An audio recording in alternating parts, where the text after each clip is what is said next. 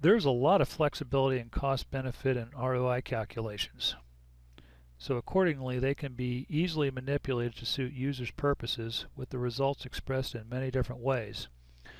When using these methods, be sure you understand what inputs are being used. In brief, a person's occupation or position has been shown to influence his or her forecasts. Thus, a consistent tendency toward low estimates appears among those persons whose interests are served by low estimates. Similarly, there are people whose interests are served by caution, and consequently their estimates are likely to run higher than those that would be if the estimate were done independently. Things you need to consider. Optimum bias. Optimum bias is the demonstrated systematic tendency for people to be over-optimistic about the outcome of planned activities, or the so-called rose-colored glasses syndrome.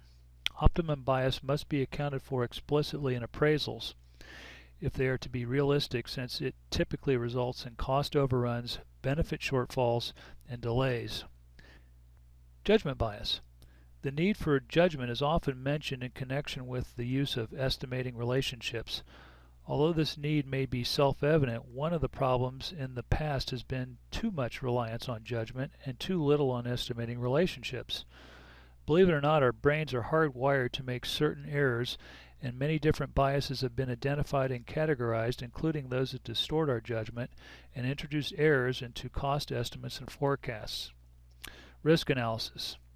There are many ways that risk can be injected into the analysis, and we'll discuss those shortly.